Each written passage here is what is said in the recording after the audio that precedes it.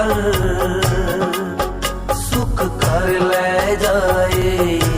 Hello friends, good morning to all of you. Today we discuss about the first chapter of economics, mean.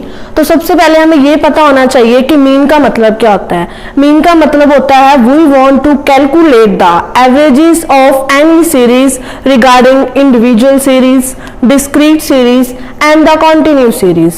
We can find out the mean by using three series with the help of these three methods: direct method, shortcut method and then step deviation method. Individual series stands for there are only given the single series, that is called X series, and we can call it wages.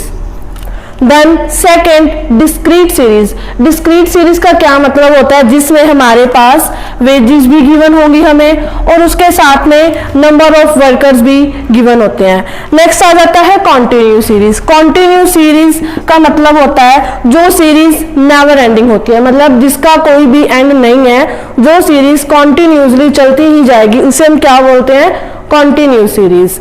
Okay, so now अब हम क्या करेंगे, individual series को हम calculate करने का formula apply करते हैं। जिस तरीके से हम इंडिविजुअल सीरीज के साथ तीनों मेथड्स को अप्लाई करके फॉर्मूला अप्लाई करके मीन की वैल्यूज को कैलकुलेट करेंगे।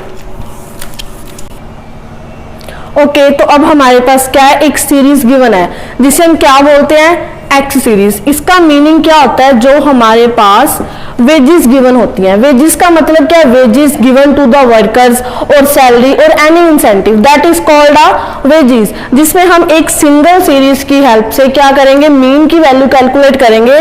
फॉर एग्जांपल, जैसे हमारी क्लास में सपोज 10 स्टूडेंट्स हैं और हमें मैथ्स के मार्क्स को काउंट करना है, हमें अपनी पूरी क्लास की एवरेजेस चाहिए, तो हम क्या करेंगे, इन 10 स्टूडेंट्स के जितने जितने अलग अलग मार्क्स होंगे हम वो सारे मार्क्स नोट कर लेंगे। ठीक है, सपोज फर्स्ट स्टूडेंट के मार्क्स हैं 5, 10 में से आइए सारे मार्क्स, सेकेंड के हैं 6, 7, 8, 9, 6, 5 एंड 4, 3 एंड 2। तो ये हमारे पास क्या है, हमने इकोनॉमिक्स का एक टेस्ट लिया, 10 स्टूडेंट्स हमारी क्लास में थे और सबके हमने मार्क्स कैलकुलेट किए, किसी स्टूडेंट के 5 है, किसी के 6 है, किसी के 7 है। तो अब देखो हमें क्या चाहिए, हमें इन सब की एवरेज चाहिए। जब हम अपनी लैंग्वेज को, जब हम अपने टीचर्स को सब शो करेंगे कि हमारी क्लास का क्या रिजल्ट आ रहा है, तो हमें क्या करना होगा, इन सब को ऐड करके हम क्या करेंगे, एवरेज कैलकुलेट करेंगे। तो एवरेज कैलकुलेट कैसे होगी, सभी स्टूडेंट्स के मार्क्स को ऐड करके हम क्या कर देंगे, डिवाइड कर देंगे किसके साथ, नंबर ऑफ स्टूडेंट्स के साथ। तो उसके साथ क्या होगा, हमें क्या पता चल जाएगा कि हमारी क्लास में एवरेज मार्क्स कितने जा रहे हैं हर एक बच्चे के। जैसे हम अपनी फाइनल एग्जाम्स में परसेंटेजेस कैलकुलेट करते हैं, तो वो हम कैसे करते हैं, सभी सब्जेक्ट्स के मार्क्स को ऐड करके टोटल करके हम डिवाइड कर देते हैं अपने टोटल ऑफ मार्क्स के साथ। तो उसके साथ क्या है, हमें अपनी क्लास की एवरेजेस का फाइंड आउट पता चलता है। तो अब हमें क्या करना है, ये एक इंडिविजुअल सीरीज है जिसके साथ क्या है, हम वर्कर्स को सैलरी पे कर रहे हैं। तो हमें क्या चाहिए, अब हर एक वेजेस, हर एक एम्प्लॉय को क्या है, अलग अलग सैलरी मिल रही है ना, तो हमें क्या है, हमें इसकी एवरेज चाहिए कि हम एवरेज कितने रुपीज या कितनी जो वेजेस है हम वो अपने एम्प्लॉयज को दे रहे हैं। तो अब हम इसे कैसे कैलकुलेट करेंगे, इसके लिए हमारे पास हमने जो ये एग्जाम्पल लिया था उसमें हमने क्या किया था, टोटल ऑफ द मार्क्स, जो अलग अलग स्टूडेंट के मार्क्स थे। तो अब हमें यहाँ पे क्या है, वेजेस दी है ना हर एक स्टूडेंट की, तो हम क्या करेंगे, इन सबको ऐड कर देंगे। तो पहले हम कौन सा फॉर्मूला अप्लाई करेंगे, बाय यूजिंग डायरेक्ट मेथड। और ये सीरीज कौन सी है हमारे पास, इंडिविजुअल सीरीज। इंडिविजुअल सीरीज को हम डायरेक्ट मेथड को अप्लाई करके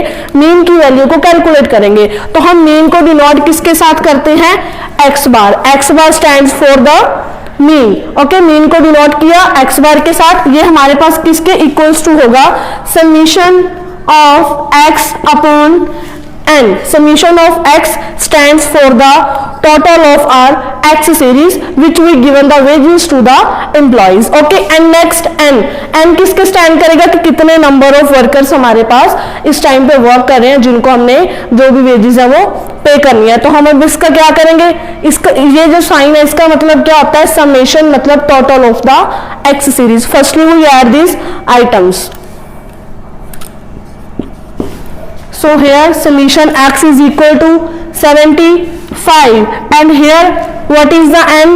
1 2 3 4 and 5. We divide the 75 divide by the 5. तो हमारे पास यहाँ पे क्या हो जाएगा?